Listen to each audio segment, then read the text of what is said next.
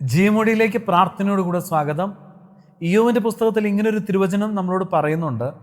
ഇപ്പോൾ ആകാശത്ത് വെളിച്ചം ശോഭിക്കുന്നില്ല, എങ്കിലും കാറ്റ് കടന്നു എന്നതിനെ തെളിവാക്കുമെന്ന്. ഇരുൾ മൂടപ്പെട്ട ജീവിത പശ്ചാത്തലം നമ്മുടെ ജീവിതത്തിലൊക്കെ പലപ്പോഴും സംഭവിച്ചേക്കാം. പ്രകാശം ഇല്ലായ്മപ്പെട്ടത് പോയതുപോലെ നമുക്ക് തോന്നിയേക്കാം. ആകപ്പാടെ ഇരുണ്ട് മൂടപ്പെട്ട ഒരു സാഹചര്യത്തിലാണ് ഞാൻ അകപ്പെട്ടെന്നൊരു ചിന്ത നമ്മളെ അലട്ടിയിരിക്കാം.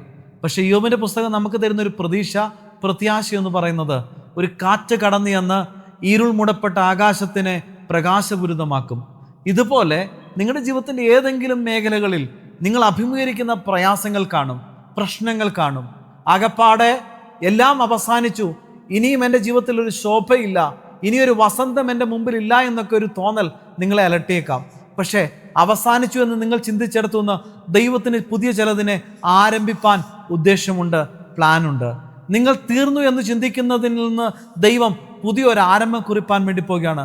ഇരുൾ മൂടപ്പെട്ട ആകാശത്തിലേക്ക് കാറ്റ് കടന്നു എന്നിട്ട് ആ കാർമേഘങ്ങളെ മാറ്റിയിട്ട് അതിനെ പ്രകാശപൂരിതമാക്കുന്നത് പോലെ നിങ്ങളുടെ ജീവിതത്തിൻ്റെ ഇരുളിനെ മാറ്റുവാൻ ദൈവത്തിൻ്റെ ഒരു അതിശക്തമായ കാറ്റ് ഈ ദിവസങ്ങളിൽ കടന്നു വരുവാൻ പോവുകയാണ്. നിങ്ങൾ പ്രതീക്ഷിക്കുന്നുവോ? നിങ്ങൾ പ്രത്യാശിക്കുന്നുവോ? നിങ്ങൾ അതിനുവേണ്ടി ആഗ്രഹിക്കുന്നുവോ? അങ്ങനെയെങ്കിൽ ഞങ്ങൾ നിങ്ങൾക്കായി പ്രാർത്ഥിപ്പാൻ ആഗ്രഹിക്കുന്നു. നിങ്ങളുടെ ജീവിതത്തിൻ്റെ ഇരുളുകൾ മാറും, നിങ്ങൾ പ്രകാശപൂരിതമുള്ള ഒരനുഭവത്തിലേക്ക് മാറ്റപ്പെടും. ഇത് എൻ്റെ ജീവിതത്തിൽ നിന്ന് നിങ്ങൾക്ക് തരുന്ന ഉറപ്പാണ്.